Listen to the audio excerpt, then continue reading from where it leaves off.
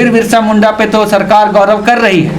आज उलीहातू की बात करें तो कोई ऐसा शख्स आपको नजर आता है जिस पे आप गौरव कर सके? नहीं है उससे तो ये 200 परिवार में कितने लोग आज तक कोई ऐसा घर का बेटा या फिर बेटी हुई जो डॉक्टर बना होगा? एक भी नहीं बना है। इंजीनियर बना होगा? एक भी नहीं बना, नहीं बना, नहीं बना, एक भी इंजीनियर भी नहीं। कोई सरकारी टीचर बना होगा? सरकारी टीचर भी अभी तो। कोई जज बना होगा? वैसा नहीं है। कोई बड़ा नेता बना? अभी हम मौजूद हैं उलीहातू गांव में, और ये उलीहातू गांव झारखंड के इतिहास के लिए ही नहीं, पूरे संपूर्ण भारत के इतिहास के लिए एक धरोहर है। और ये वीर बिरसा मुंडा की जन्मस्थली है। और ये खूंटी जिले के उलीहातू गांव में हम आए हैं, और ये आप देख सकते हैं कि ये उनका स्मारक है, भगवान बिरसा मुंडा का जन्मस्थली।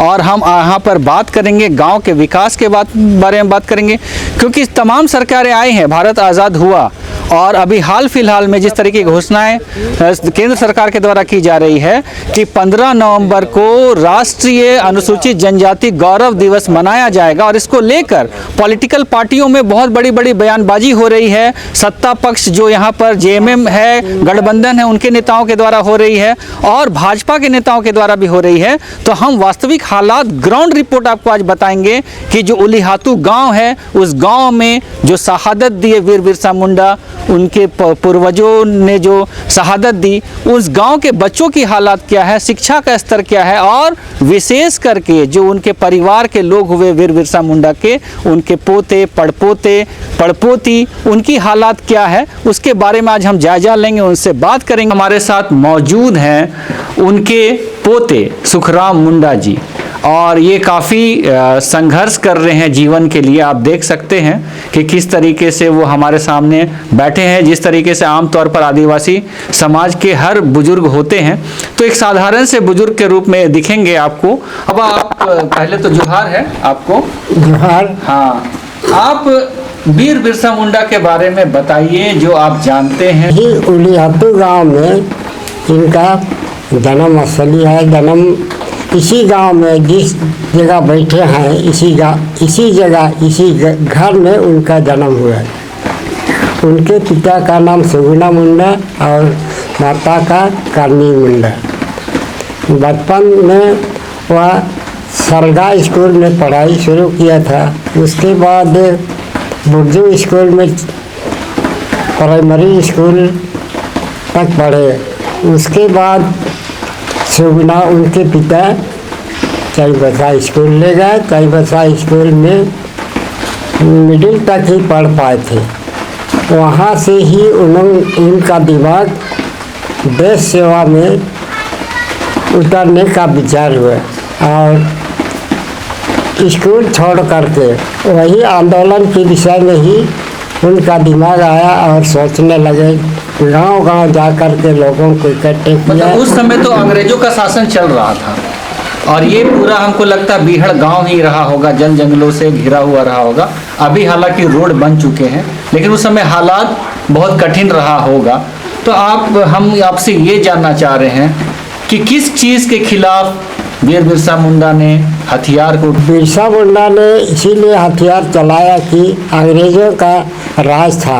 अंग्रेज आदिवासियों को बहुत ही शोषण किया करते थे, यहाँ तक कि बिना मजदूरी दिए ही मजदूरी काम कराते थे, और तरह तरह का शोषण, जमीन हड़पने का काम भी चल रहा था। यहाँ के झारखंडी लोग बहुत ही तकलीफ में रहते थे। गरीबी स्थिति में मालगुजारी दे नहीं पाते थे। मालगुजारी के संबंध में भी उन सबको तकलीफ दिया। उनके ज़मीन छीने जा रहे थे मालगुजारी नहीं दे पाने पर। इसीलिए अंग्रेज़ों के विरुद्ध अपना संघर्ष शुरू करने का विचार किया, और अंग्रेज़ों से कड़ी कठोरता से संघर्ष है कि इन्होंने बताई, डुम्बारी बुरू के इतिहास को बताया कि एक तरफ अंग्रेज डुम्बारी बुरू को चारों तरफ से घेर चुके थे, गोलियां चल रही थी, बारूद चल रहे थे, और दूसरे तरफ वीर बिरसा मुंडा की सेना और उसमें महिलाएं भी शामिल थी और इनके द्वारा बताया जा रहा है कि महिला पुरुष जो है 300 की संख्या में उस दिन शहीद हुए थे और वो दिन था 9 जनवरी 1900 ईस्वी। अब आगे हम जानना चाहते हैं कि उस दिन तो ये गोलीबारी हुई, 300 लोग शहीद हुए, उसके बाद किस तरीके का क्रियाकलाप वीर बिरसा मुंडा का रहा? उसके बाद गिरफ्तार का आदेश हुआ और चाईबासा से खोज करके उनको चिन्हित करने वाले को 500 का इनाम घोषित किया। वही प्रलोभन से बिरसा को पकड़ा गया। रात में सोए हुए थे, उसी समय उनको पकड़ा करके रांची जेल लाया गया और वही उनका अंतिम मृत्यु हुआ। बिरसा भगवान ने ही यहाँ की शोषण को समाप्त करने या उनके सामना करने के लिए वीर बिरसा भगवान को जन्म दिया और इसी के चलते ही अल्पकाल में ही 25 साल की उम्र में ही अंग्रेज़ों से संघर्ष किए और बहुत से उनके दिमाग में बुद्धि थे। कम उम्र में रहते हुए भी अंग्रेज़ों से संघर्ष कर। अभी आपके परिवार में कौन कौन हैं जो बचे हुए वीर बिरसा मुंडा के परिवार? अभी हम लोग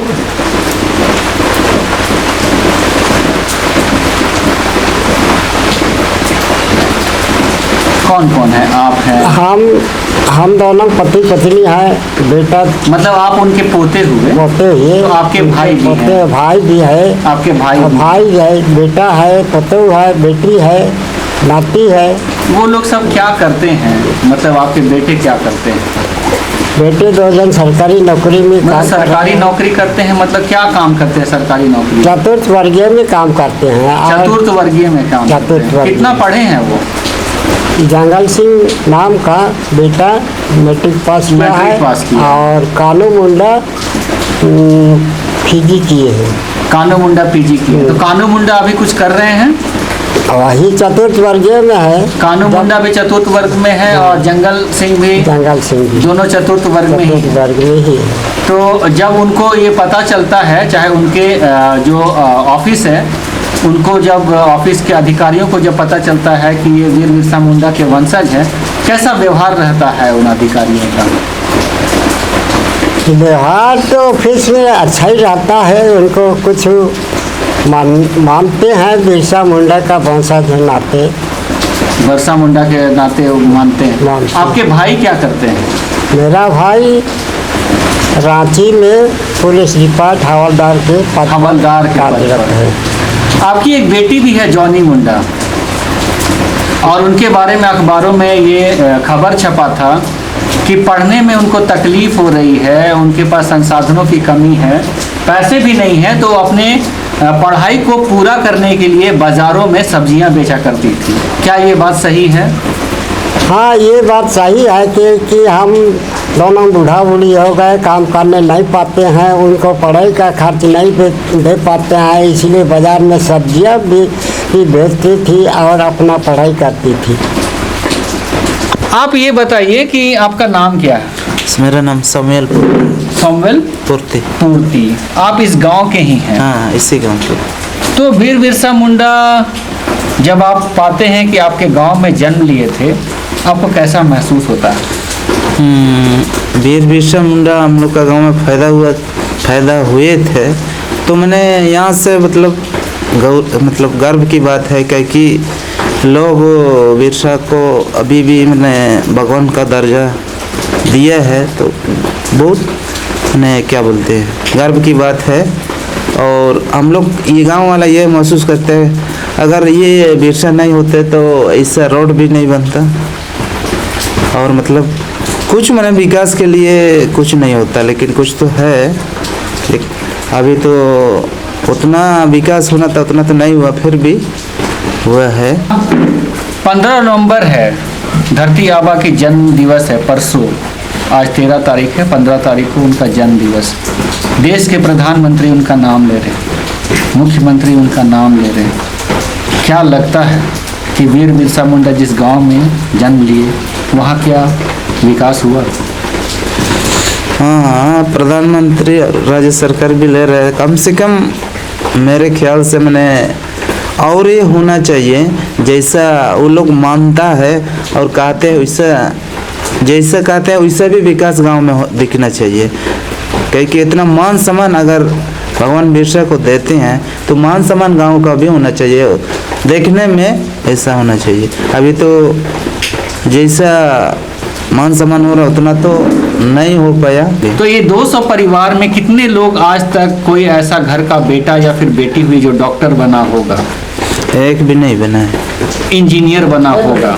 एक भी नहीं बना, नहीं बना, नहीं बना, एक भी इंजीनियर भी नहीं। कोई सरकारी टीचर बना होगा? सरकारी टीचर भी अभी तो। कोई जज बना होगा? वैसा नहीं है। कोई बड़ा नेता बना होगा? नेता भी अभी तक तो नहीं गांव में।